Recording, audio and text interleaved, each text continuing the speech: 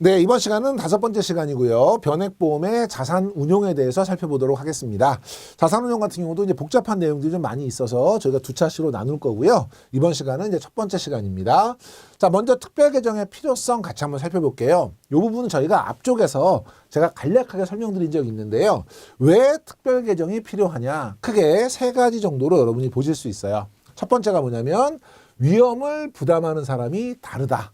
그래서 특별계정 같은 경우는 계약자가 위험을 부담하는 자기 책임의 원칙이 적용되는 데 반해서 일반 계정 같은 경우는 회사가 위험을 부담하기 때문에 이거는 나누어서 다르게 독립적으로 운영해야 된다. 이런 개념이고요. 두 번째, 자산 운용의 평가 방법이 다르다. 그래서 특별계정 같은 경우는 매일매일 시가로 평가하고요. 일반 계정 같은 경우는 평가는 매월 하지만 결산을 1년에 한 번 하죠. 결산 시점의 회계 기준에 따라서 시가로 평가할 수 있는 것은 시가로 평가하고요. 시가로 평가할 수 없는 것들, 가장 대표적인 것들이 대출 같은 것들이 있죠. 이런 것들은 장부가 또는 원가로 평가를 합니다. 그러니까 평가 방법이 다르니까 별도로 운영을 해야 되겠다. 이런 개념이고, 자산 운용의 목적이 다르다. 그래서 변액보험 자체는 펀드 같은 다른 상품하고 비교했을 때 목적이 뭐냐면 실질 가치 보전, 보험금의 물가상승 위험, 인플레이션 위험을 해치한 실질가치 보전이 목적이지만 그 안에서 특별계정과 일반 계정을 나눴을 때는 특별계정은 수익성을 목적으로 하고요. 일반 계정은 안정성을 목적으로 하는데 왜 안정성을 목적으로 하냐면 수익의 지속적인 배당을 위해서 안정성을 목적으로 하고 있다. 목적이 다르니까 다르게 운영해야 된다. 이런 개념이에요. 시험 문제는 특별 계정의 필요성에 대한 설명으로 다른 것은 또는 특별 계정을 독립적으로 운영해야 되는 이유로 보기 어려운 것은 했을 때 제목을 기억하셔야 되죠. 그래서 위험 부담자가 다르다, 평가 방법이 다르다, 목적이 다르다. 그 세 가지를 제외한 나머지를 끼워서 출제되는 경우가 있으니까 제목 세 가지 기억하시고, 특히나 여기 목적 같은 경우에는 특별 계정의 목적이 안정성이다라고 나오거나 수익의 지속적 배당을 위해서 일반 계정은 안정성을 중요하게 한다. 요거는 이제 OX 문제 형태로 출제된 적이 있어요. 그래서 여러분들 그런 것들 염두에 두시고 일단 제목 중심으로 챙겨두시는 게 중요할 것 같습니다. 다음에 이제 변액보험의 현금 흐름인데요. 그림상으로는 이렇게 나타나는데 일단 여러분이 현금 흐름을 이해하시기 위해서는 이것도 중요한 거예요. 뒤에 가면 이제 계속해서 반복적으로 출제가 되는 부분이 있는데 현금 흐름을 이해하시기 위해서 먼저 보험료의 구성을 한번 볼게요. 고객님들이 내시는 보험료를 저희가 납입보험료, 보험료는 영어로 프리미엄이기 때문에 제가 필기를 좀 빠르게 하기 위해서 P로 저기 표시를 하겠습니다. 납입보험료는 두 개로 구분할 수 있어요. 하나는 뭐냐면 순수하게 보험을 영위하기 위한 보험료, 그래서 우리가 순보험료라고 표현하는데요. 이 순보험료 같은 경우에는 저희가 크게 두 개로 구분하죠. 순수하게 보험을 영위하기 위해서는 첫 번째, 사고가 나면 보상을 해줄 수 있는 재원으로 마련하는 보험료가 있죠. 이걸 우리가 뭐라고 하냐면 위험보험료라고 하고요. 두 번째, 중도에 해지하거나 만기에 환급을 해주기 위해서 필요한 재원이 있어요. 이걸 우리가 뭐라고 부르냐면 저축보험료. 그래서 순보험료는 위험보험료와 저축보험료의 합으로 구성이 된다. 이것도 시험 문제 나온 적 있어요. 여러분이 기억하시고, 두 번째가 예전에는 저희가 부가보험료라고 해서 사업비의 개념으로 이제 부가보험료라는 용어를 사용했었어요. 이 부가보험료는 신계약을 받기 위해서 필요한 신계약비, 어떤 것들이 있어요. 계리사가 계리를 해야 되고요. 관계 부처의 인허가를 받아야 되고요. 또 이거를 판매하기 위해서는 여러 가지 필요한 자료들이 있죠. 리플렛도 있을 거고, 약관도 있을 거고, 청약서도 있을 거고, 이런 걸 준비하는 비용도 있을 거고, 가장 대표적인 게 보험 모집을 하시는 분들에게 수당이나 수수료 같은 것들을 지급하는 비용이 신계약비고요. 두 번째, 유지비라는 게 있죠. 이런 직접적인 비용 이외에도 유지를 하기 위해서 들어가는 비용, 어떤 것들이 있어요. 건물이 있어야 되니까 부동산 관련 비용도 있을 거고요. 그 안에 집기 비품이라든지 여러분이 사용하시는 프로그램 같은 것들을 만드는 비용들, 이런 것들이 이제 유지비가 될 거고요. 그 다음에 이 보험이라고 하는 상품은 한 번 팔면 끝나는 게 아니라 계속 수금을 해야 되죠. 그래서 이제 수금비라는 이제 그런 비용이 필요해요. 요거는 사업을 영위하기 위한 사업비거든요. 근데 이거를 이제 최근에는 이제 이름을 바꾼 거죠. 신계약비를 계약 체결 비용이라는 이름을 붙였고요. 유지비는 그대로 계약 유지 비용인데 우리가 납입 중에 발생하는 필요한 납입 중 유지 비용과 납입 후 유지 비용 두 개로 저희가 구분하고 있고요. 수금비를 저희가 기타 비용으로 분류를 하고 있어요. 그래서 이 앞에 부가보험료를 계약 체결 및 계약 관리 비용 이렇게 이름을 지금 붙이고 있고요. 그 용어 자체는 여러분이 교재 중심으로 한번 다시 정리 한번 해보시고, 그래서 결론적으로는 이제 뭘 말씀을 드리고 싶냐면, 보험료가 들어왔다. 그러면 보험회사가 취할 수 있는, 다시 얘기하면 일반 계정에서 가져갈 수 있는, 이체 받을 수 있는 돈. 일단 부가보험료는 예전에는 사업비니까 무조건 보험회사가 취했어요. 근데 지금은 이 납입 중 유지비는 어차피 납입 기간 중에 필요한 사업비니까 바로 가져갈 수 있지만, 납입 후 유지비용은 가져갈 수 없어요. 그러니까 납입 후 유지비용은 바로 취할 수 없고, 그러니까 보험료가 들어오면 제일 먼저 일반 계정에서 취하고 남은 거를 특별 계정으로 넘겨야 되는데, 특별 계정으로 넘길 때 뭘 넘기냐면 순보험료 전체하고요. 그 다음에 부가보험료 중에서, 그러니까 계약 체결 및 관리 비용 중에서 납입 후 계약 유지 비용, 이거는 건강기간이 지나야 갖고 올 수 있어요. 그러니까 제일 중요한 건 납입보험료가 들어오면 순보험료하고 납입 후 계약 유지 비용은 어떻게 해야 돼요? 특별 계정으로 넘겨놔야 돼요. 그럼 거꾸로 얘기하면 보험회사가 바로 취할 수 있는 돈은 뭐예요? 이거는 결국 특별 계정으로 들어갈 때 빠지는 돈이 되겠죠. 납입보험료에서 뭐 빼주냐면 계약 체결 비용, 맨 처음에 계약 체결 비용 빼줘야 되고요. 두 번째, 납입 중 유지 비용 빼줘야 되고요. 세 번째, 기타 비용을 빼줘야 돼요. 그래서 특별 계정으로 이체되는 금액은 여기 있는 것처럼 순보험료 플러스 납입 후 계약 유지 비용 이렇게 표현할 수도 있지만, 다르게 표현하면 납입 보험료에서 빼주는 거예요. 뭘 빼주냐면 계약 체결 비용하고요. 그 다음에 납입 중 유지 비용하고요. 그 다음에 기타 비용을 빼준 거예요. 시험 문제에는 아주 많이 나오는 단골 문제예요. 그래서 여러분이 꼭 기억하셔야 되는데요.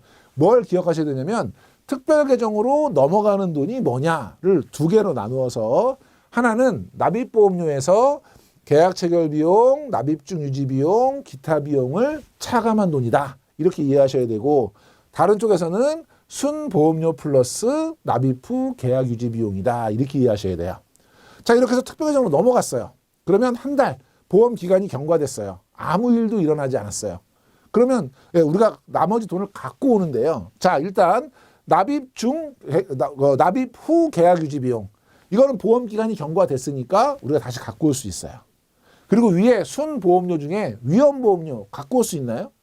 한 달 동안 사고가 안 났어요. 보상이 안 나갔어요. 그렇지만 만약에 사고가 났으면 보상을 했겠죠.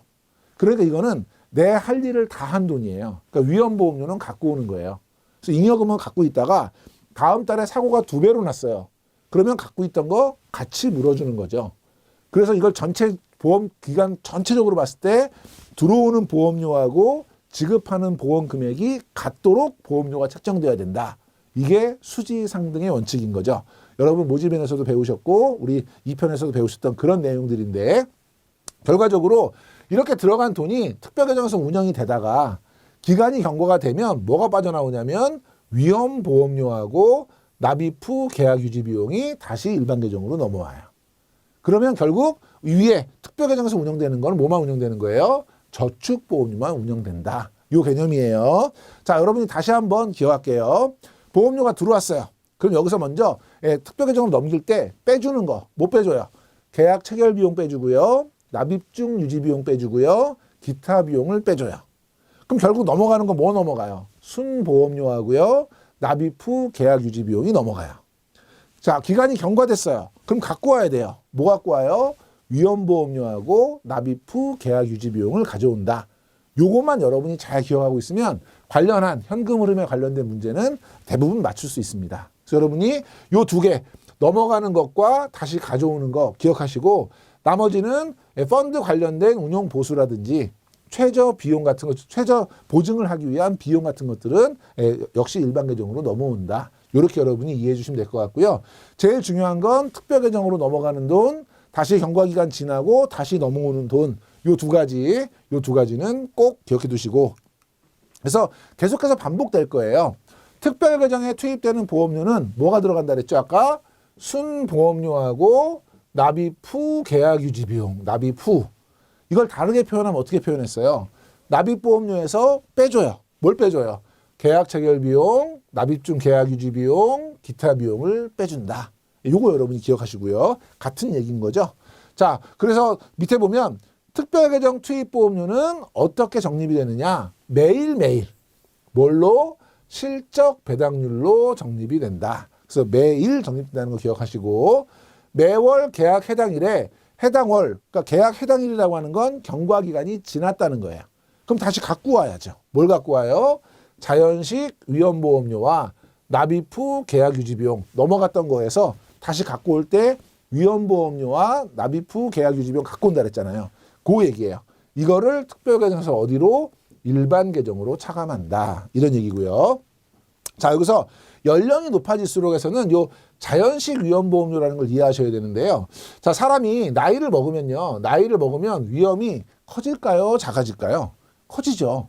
나이가 많아지면 많아질수록 사망 위험도 높아지고 질병이나 여러 가지 위험들이 커져요. 그런데 나이에 비례해서 커지는 것이 아니고 이런 식으로 커지거든요. 그러니까 요 위험이 커지는 것만큼 보험료를 받는 거, 이걸 우리가 자연식 위험보험료라고 해요.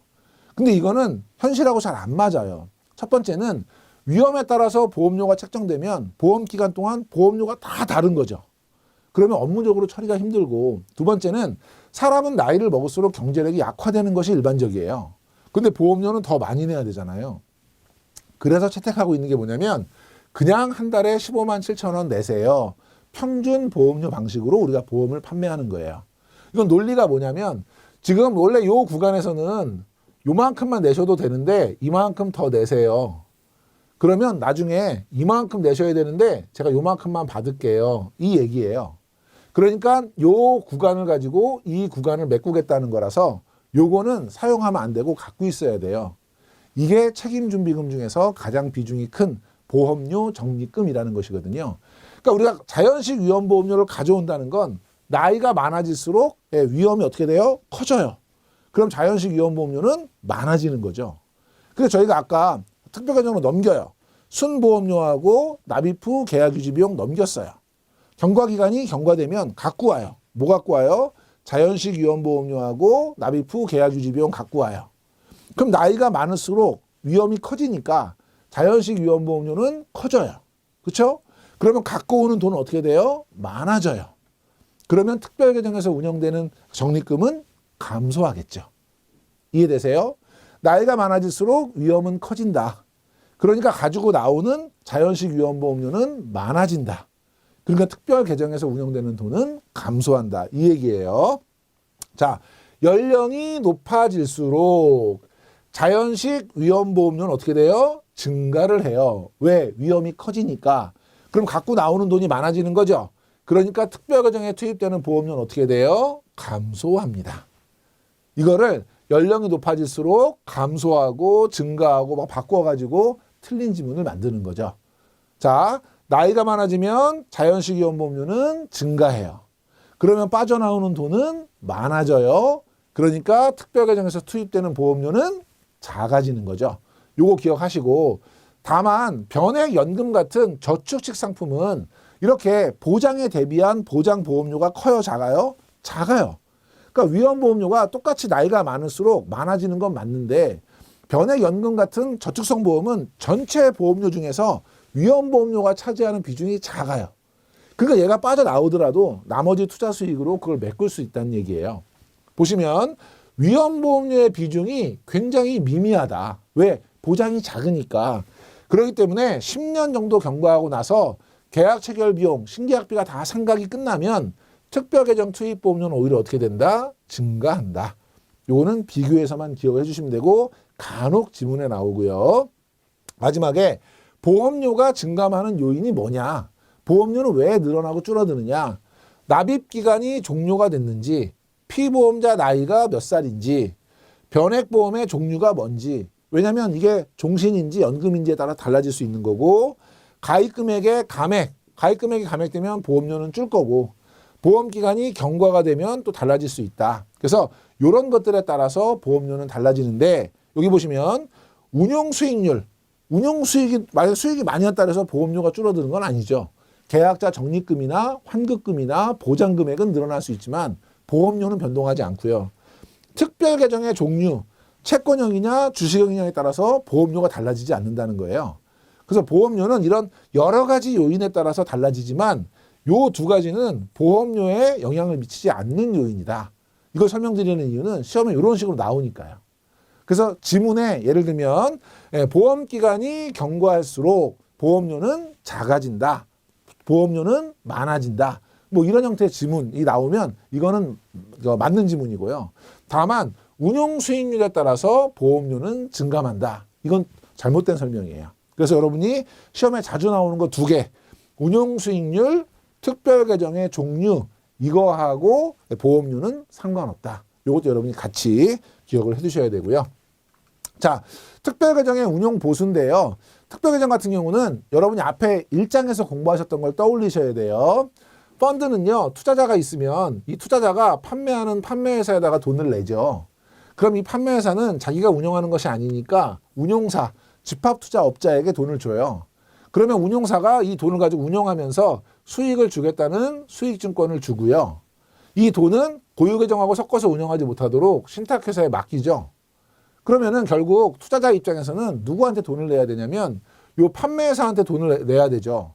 왜냐하면 나한테 상품을 설명해주고 판매하느라고 수고했으니까. 이게 일반적인 펀드에서는 판매 수수료, 판매 보수 이런 식으로 지급이 되는데 우리 변액보험 같은 경우는 그렇게 지급되는 게 아니라 사업비라는 개념으로 지급이 된다고 설명을 드렸고요. 두 번째, 운영하는 회사에다가 돈을 줘야 돼요. 이거는 운영한 사람한테 줘야 되겠죠. 그게 뭐냐면 운영보수예요.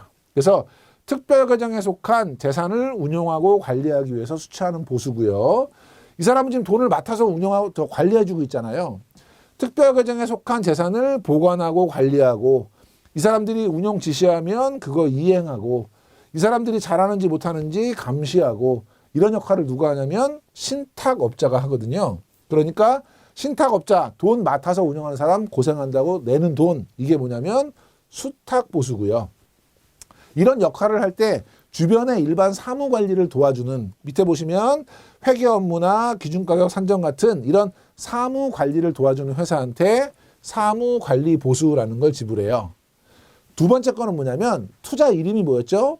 고객이 투자를 할 때 맡아서 이름에서 운영해 주는 거죠.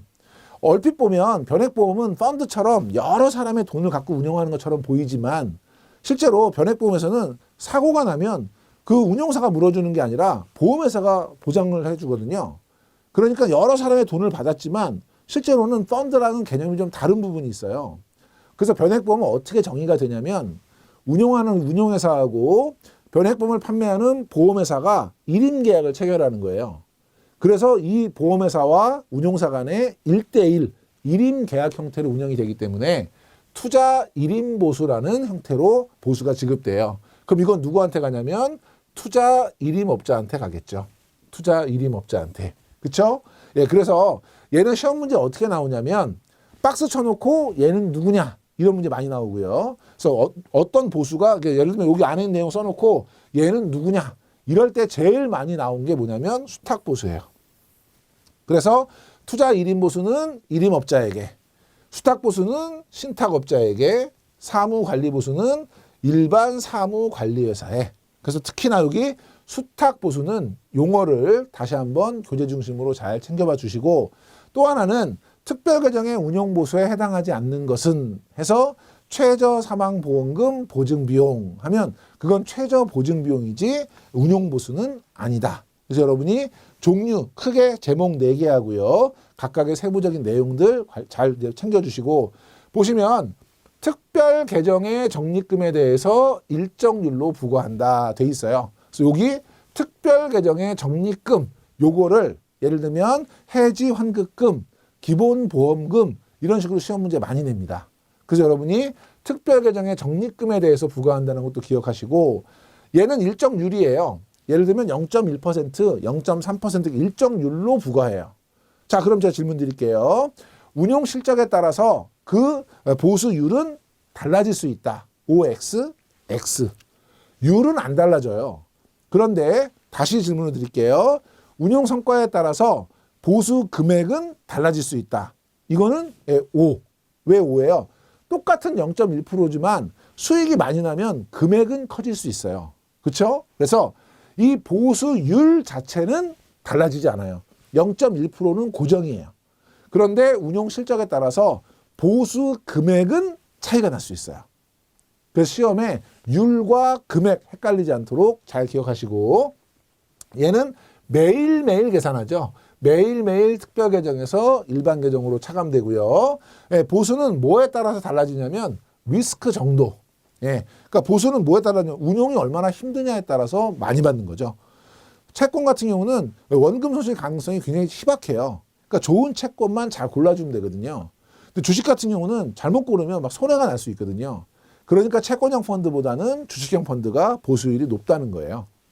그래서 펀드 리스크, 주식 편입 비율 이런 거에 따라서 차등 적용한다는 것이고요. 밑에 볼게요. 최저 보증 비용은 특별 계정의 적립금에 대해서 똑같이 일정률을 부과해요. 그래서 매일 또는 매월이라고 되어 있는데 일반적으로는 매일 어디에서 특별 계정에서 일반 계정으로 차감하는데, 얘는 리스크하고 상관없이 뭐에 따라서 상품이나 보증 내용에 따라서, 예를 들면 보장성은 기본보험금을 보증해야 되고 저축성은 기납입보험료를 보증해야 되고, 그러니까 보증 내용이나 상품에 따라서 차이가 있는 거죠. 그래서 시험에 이 운용 보수가 상품 및 보증 내용에 따라 차등 적용한다거나, 거꾸로 최저 보증 비용을 리스크에 따라서 차등 적용한다거나 이런 문제가 나오면 틀린 거로 골라주셔야 되고요. 아까 말씀드렸던 것처럼 율 자체는 변동하지 않아요. 왜? 0.1%, 0.3% 정해져 있어요. 그 대신에 적립금 규모에 따라서 금액, 보수 금액이나 최저 보증 금액은 달라질 수 있다. 왜? 율은 똑같지만 앞에 운용 실적에 따라 적립금이 커지면 보수 금액은 커질 수 있다. 이 얘기죠. 이것도 시험에 자주 나오는 지문이에요. 여러분이 잘 기억해 두시면 되겠습니다. 자, 이제 변액보험의 현금 흐름과 수수료 차감 방식 한번 볼게요. 변액 종신, 변액 연금, VUL 의무 납입 기간 중, 이거는 돈이 지금 들어오고 있다는 거죠. 보험료가 납입이 되고 있다는 거고, 자유 납입 기간 중, 이거는 보험료가 안 들어올 수도 있는 거예요. 왜냐하면 납입을 중단할 수 있으니까, 의무 납입 기간이 지났으니까. 자, 그럼 먼저 정상적인 거 한번 볼게요. 자, 돈이 들어왔어요. 그럼 아까 우리 배웠던 거 기억 한번 해볼까요? 납입보험료가 들어왔어요. 그럼 차감해야죠. 뭐 뺄까요? 계약 체결 비용, 납입 중 유지 비용, 기타 비용, 요 세 개를 먼저 빼겠죠. 그리고 남은 건 특별 계정으로 들어가요. 뭐 들어가죠? 순보험료, 그 다음에 납입 후 계약 유지 비용이 들어가죠. 경과 기간이 지났어요. 갖고 와야죠. 뭐 갖고 오죠? 위험보험료하고 납입 후 계약 유지 비용 갖고 와야죠. 그렇죠?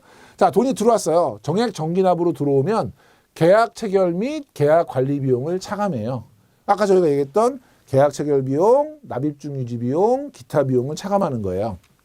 그리고 월 공제액을 차감해요. 경과 기간이 지났으니까 빼오는 거예요. 뭐 빼와요? 위험보험료하고 납입 후 계약 관리 비용을 빼오는 거죠. 그렇죠? 그런데 여기는 뭐냐면 지금 자유 납입 기간 중이니까 돈이 들어올지 안 들어올지 모르는 거예요. 이때는 어떻게 하냐면 무조건 전부 다 보증금에 넣어요. 그리고 한 달 지나면 보증금에서 다 빼는 거예요. 이 다 빼는 돈을 우리가 뭐라고 불렀죠? 월 대체 보험료. 이거 나중에 뒤에서 다시 한번 본다 그랬죠? 그 개념이에요. 그러니까 만약에 돈이 들어왔다. 돈이 들어오면 기타 비용은 수금비니까 돈이 들어오면 기타 비용 빼고 다 넘겨요. 돈이 안 들어오면 어차피 들어온 거 없으니까 아무것도 안 넘기고. 그럼 맨 마지막에 우리 뺄 때 뭐 빼와요? 기타 비용 빼고 나머지 다 갖고 오면 되죠. 뭐 갖고 오면 돼요? 계약 체결 비용, 납입 중 유지 비용, 납입 후 유지 비용, 위험보험료 한꺼번에 갖고 오면 되는 거예요. 여기 보시면 자유납이니까 돈이 안 들어오면 어차피 뛸 거 없고요. 만약에 돈이 들어왔다. 그러면 기타 비용을 먼저 차감해요. 언제만? 보험료 납입 시에만.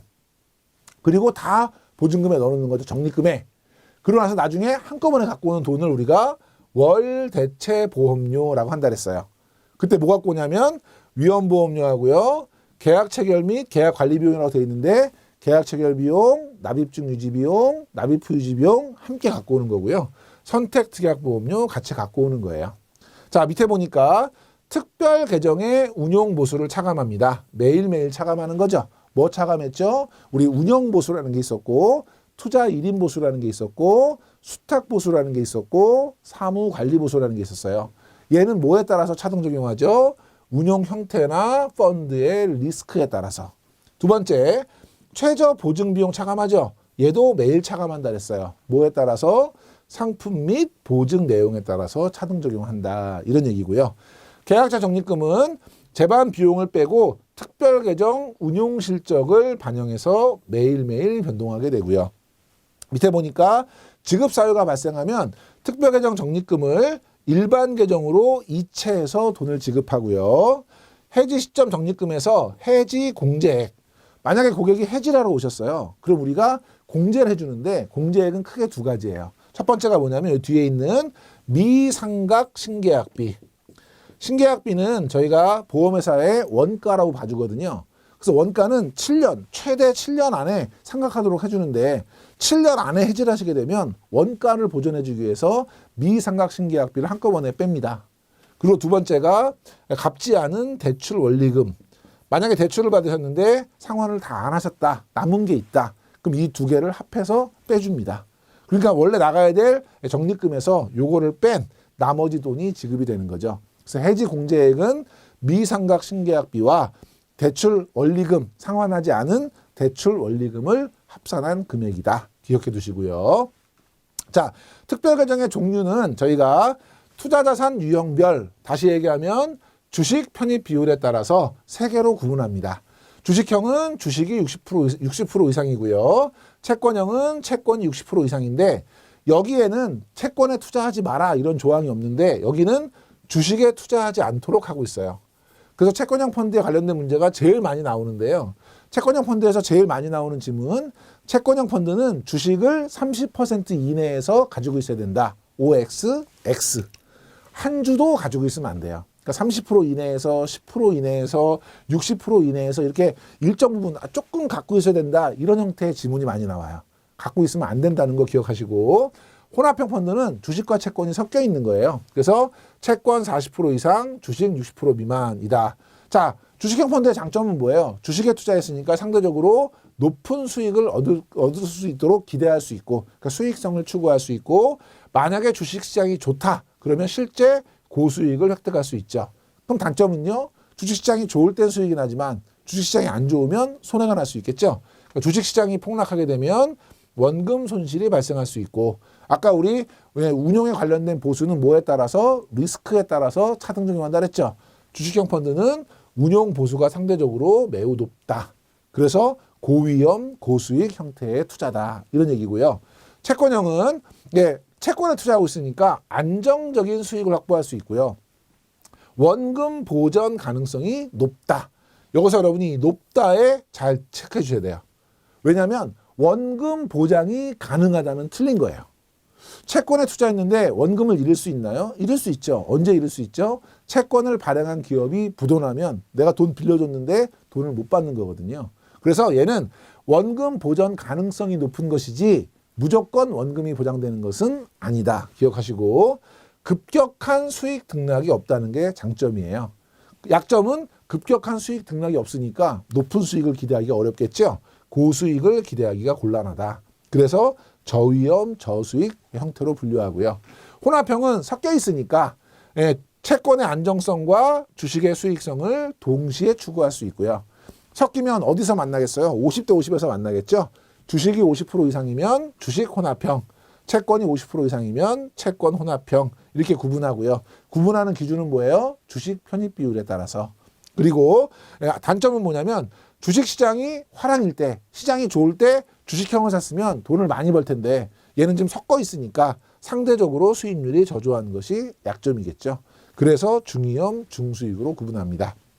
밑에 보면 채권형 펀드는 채권 이외에 주식 관련 사채, 우리 1장에서 공부했던 전환사채, 신주 인수권부 사채, 교환사채 이런 거요. 또 채권 관련 파생상품 이런 것들에도 투자할 수 있다. 그래서 투자할 수 없다는 지문이 많이 나와요. 투자할 수 있고 채권형 펀드 중에 단기 채권형 펀드, 그래서 우리 MMF처럼 단기물에 주로 투자하는 이런 경우에는 원금 손실 발생 가능성이 거의 없다. 이거 OX 문제로 나온 적이 있어요. 그러면 단기 채권형 펀드는 거의 없다 그러면 틀렸다고 많이들 쓰세요. 예, 거의 없어요. 그래서 요 지문도 여러분이 같이 기억해 두시고 특히나 채권형 펀드에 대해서는 여러분이 눈여겨서 좀 잘 봐주시기 바랍니다.